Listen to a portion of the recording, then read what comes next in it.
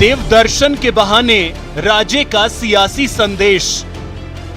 शक्ति प्रदर्शन नाम शब्द जो इस्तेमाल कर रहे हैं वो आप ही का शब्द है। मेरे लिए ये जो कार्यक्रम है, याद दिलाऊंगी, 2 साल हो गए, 2 साल कोविड के निकल गए। जिस तरीके से अपन नॉर्मल दौरे करते हैं तो हम कर ही नहीं पाए थे।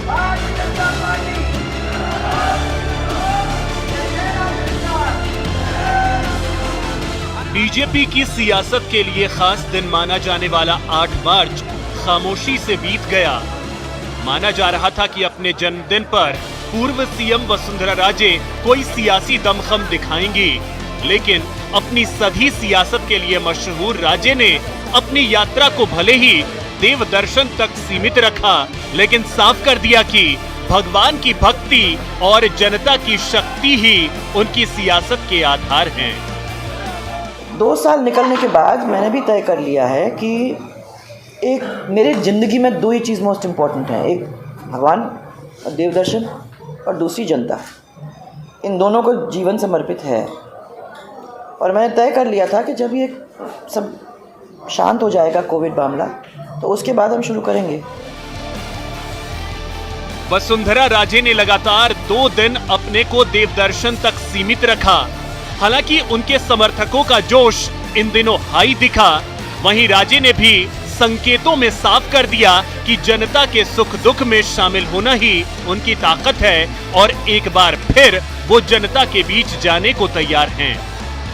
1 by 1 एक डिस्ट्रिक्ट में मैंने जो मेन जिसको कहते हैं डिवीज़न है, उन डिवीजन्स के अंदर एक जगह के अंदर शुरू करेंगे, दर्शन करेंगे, लोगों से मिलेंगे। जहाँ जहाँ जिसकी डेथ हुई है और जो जहाँ हम नहीं जा पाए हैं वहाँ जाएंगे। वसुंधरा राजे ने अपनी देव दर्शन यात्रा के लिए इस बार हाड़ौती को चुना। मंगलवार को उन्होंने पहले केशव मंदिर में पूजा अर्चना की और फिर चंबल नदी में चुनरी कार्यक्रम में शामिल हुई, तो अगले दिन केशव मंदिर में मंगल आरती में शामिल हुई। राजे भले ही इस यात्रा को सियासी न मान रही हों, लेकिन बड़ी संख्या में समर्थक इस यात्रा के दौरान दमखम दिखाते दिखे। Bureau report, news 18 Rajasthan.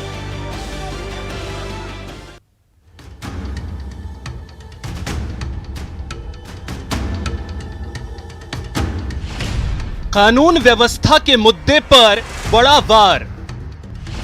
महिला सुरक्षा पर सदन में घिरी सरकार। राजस्थान की कानून व्यवस्था ये अपने आप में एक बड़ी चुनौती है।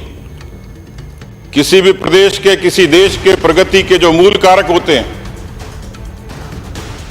यदि कानून व्यवस्था ठीक नहीं होगी, कैसे निवेश आएगा? कानून व्यवस्था के मुद्दे को लेकर सदन में सरकार पर विपक्ष ने बड़ा हमला बोला।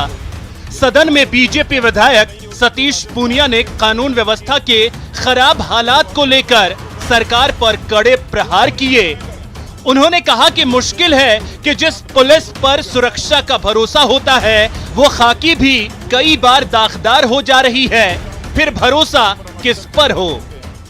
लेकिन पुलिस की भूमिका कोरोना के कालखंड में यदि मित्र जैसी दिखती है, तो थाने में बलात्कार से पीड़ित महिला जब बलात्कार का मुकदमा दर्ज कराने जाती है, उसी थाने का थानेदार उस महिला से बलात्कार करता है, तो पुलिस का चेहरा शत्रु जैसा दिखता है। वहीं सरकार पर हमलावर उपनेता प्रतिपक्ष राजेंद्र राठौड़ ने भी प्रदेश की कानून व्यवस्था को लेकर सरकार पर गंभीर सवाल किए। राजस्थान में पहली बार कानून व्यवस्था जनचर्चा का विषय बन गई। मैं ये नहीं कहता कि अपराध पूर्व में नहीं हुए, अपराध पहले भी हुए। അഖിലേഷ് യാദവിന്റെ പാർട്ടിക്ക് ചുരുങ്ങേണ്ടി വന്നത് അതിനു മുമ്പ് വലിയ സ്വാധീനമുണ്ടായിരുന്ന ഒരു പാർട്ടി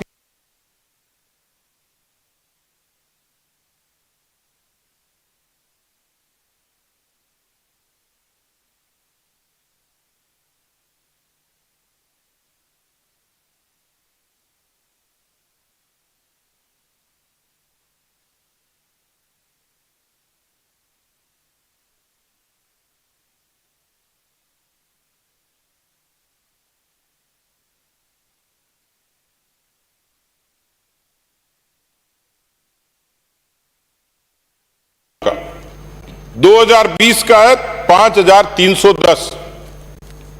ये ग्राफ यदि बढ़ता है तो कहीं ना कहीं नाकामी साफ तौर पर दिखती है। एनसीआरबी के आंकड़े, अगर मैं ये कहूं कि ये दहकते हुए आंकड़े हैं राजस्थान के परिप्रेक्ष्य में, तो गलत नहीं।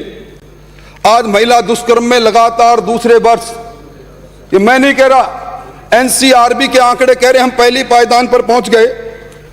अनुसूचित जाति जिसने सर्वाधिक आपको सरकार तक पहुंचने के सफर में आपकी हमसफर रही, उसके अंदर एनसीआरबी के आंकड़े कह रहे हैं हम तीसरी पायदान पर हैं मुल्क में, और अनुसूचित जनजाति उसके अंदर हम दूसरी पायदान पर हैं।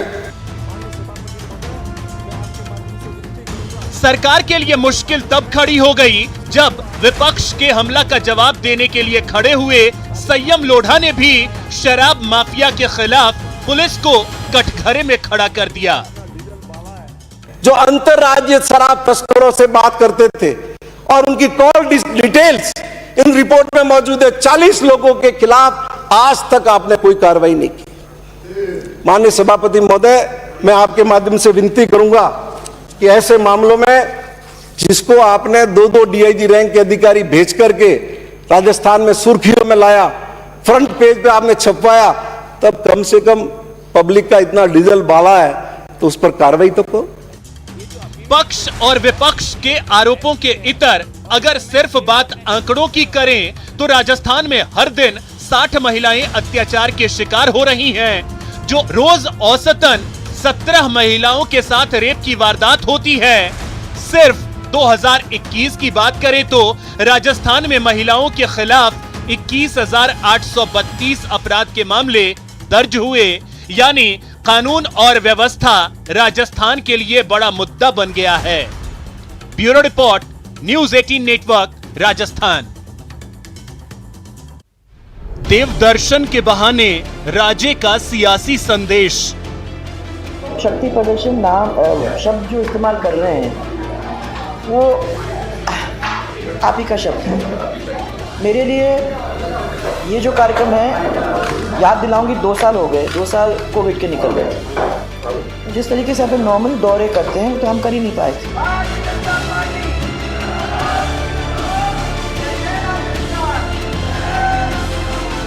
बीजेपी की सियासत के लिए खास दिन माना जाने वाला 8 मार्च खामोशी से बीत गया। माना जा रहा था कि अपने जन्मदिन पर पूर्व सीएम वसुंधरा राजे कोई सियासी दमखम दिखाएंगी, लेकिन अपनी सधी सियासत के लिए मशहूर राजे ने अपनी यात्रा को भले ही देव दर्शन तक सीमित रखा, लेकिन साफ कर दिया कि भगवान की भक्ति और जनता की शक्ति ही उनकी सियासत के आधार हैं। 2 साल निकलने के बाद मैंने भी तय कर लिया है कि एक मेरी ज़िंदगी में 2 ही चीज़ मोस्ट इम्पॉर्टेंट हैं, एक भगवान और देव दर्शन और दूसरी जनता। इन दोनों को जीवन समर्पित है। और मैंने तय कर लिया था कि जब ये सब शांत हो जाएगा कोविड मामला, तो उसके बाद हम शुरू करेंगे। वसुंधरा राजे ने लगातार 2 दिन अपने को देव दर्शन तक सीमित रखा।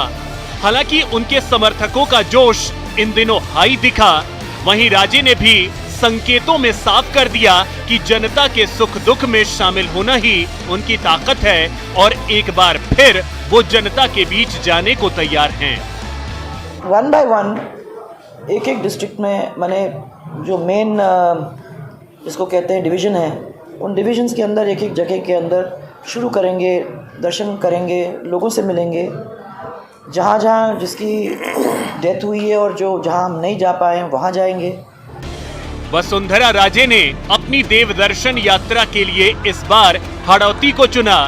मंगलवार को उन्होंने पहले केशव मंदिर में पूजा अर्चना की और फिर चंबल नदी में चुनरी कार्यक्रम में शामिल हुई, तो अगले दिन केशव मंदिर में मंगल आरती में शामिल हुई।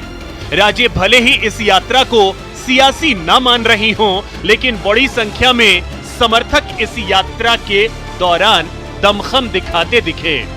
Bureau report, news 18 Rajasthan.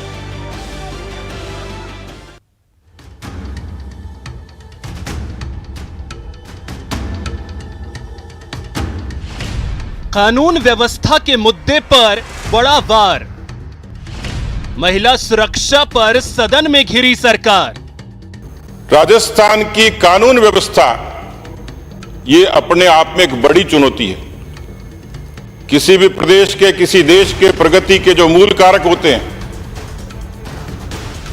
यदि कानून व्यवस्था ठीक नहीं होगी, कैसे निवेश आएगा?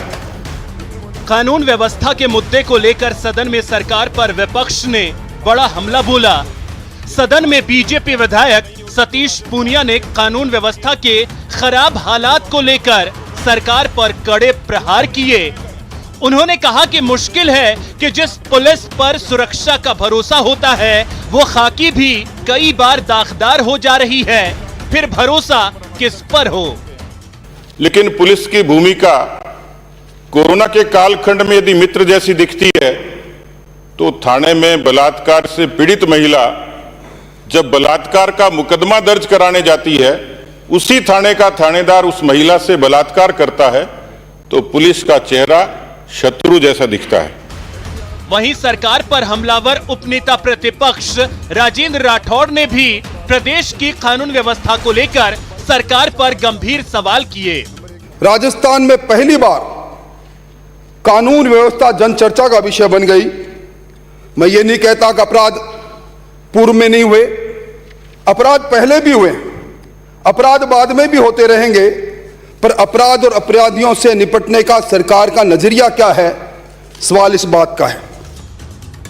तो महिला, एससी और एसटी के खिलाफ हर साल बढ़ते अत्याचार को लेकर भी बीजेपी ने सरकार को घेरा। अनुसूचित जाति और अनुसूचित जनजाति, यदि इनके प्रति अपराधों का आंकड़ा देख लेंगे तो सारी चीजें शीशे की तरह साफ हो जाएंगी। 23% अपराधों की बढ़ोतरी हुई है महिलाओं की। 2021 का आंकड़ा 6,337 का, एक साल का आंकड़ा महिलाओं के अपराधों का। 2020 का है 5,310। ये ग्राफ यदि बढ़ता है तो कहीं ना कहीं नाकामी साफ तौर पर दिखती है। एनसीआरबी के आंकड़े, अगर मैं ये कहूं कि ये दहकते हुए आंकड़े हैं राजस्थान के परिप्रेक्ष्य में, तो गलत नहीं। आज महिला दुष्कर्म में लगातार दूसरे वर्ष, ये मैं नहीं कह रहा, एनसीआरबी के आंकड़े कह रहे हम पहली पायदान पर पहुंच गए। अनुसूचित जाति जिसने सर्वाधिक आपको सरकार तक पहुंचने के सफर में आपकी हमसफर रही, उसके अंदर एनसीआरबी के आंकड़े कह रहे हम तीसरी पायदान पर हैं मुल्क में, और अनुसूचित जनजाति उसके अंदर हम दूसरी पायदान पर हैं। सरकार के लिए मुश्किल तब खड़ी हो गई जब विपक्ष के हमला का जवाब देने के लिए खड़े हुए संयम लोढ़ा ने भी शराब माफिया के खिलाफ पुलिस को कटघरे में खड़ा कर दिया। जो अंतरराज्य शराब तस्करों से बात करते थे और उनकी कॉल डिटेल्स इन रिपोर्ट में मौजूद है, 40 लोगों के खिलाफ आज तक आपने कोई कार्रवाई नहीं की। माननीय सभापति महोदय, मैं आपके माध्यम से विनती करूंगा कि ऐसे मामलों में जिसको आपने 2-2 डीआईजी रैंक के अधिकारी भेज करके राजस्थान में सुर्खियों में लाया, फ्रंट पेज पे आपने छपवाया, तब कम से कम पब्लिक का इतना डीजल बाला है तो उस पर कार्रवाई तो करो। पक्ष और विपक्ष के आरोपों के इतर अगर सिर्फ बात आंकड़ों की करें तो राजस्थान में हर दिन 60 महिलाएं अत्याचार के शिकार हो रही हैं, जो रोज औसतन 17 महिलाओं के साथ रेप की वारदात होती है। सिर्फ 2021 की बात करें तो राजस्थान में महिलाओं के खिलाफ 21,832 अपराध के मामले दर्ज हुए, यानी कानून और व्यवस्था राजस्थान के लिए बड़ा मुद्दा बन गया है। Bureau report, news 18 network, Rajasthan.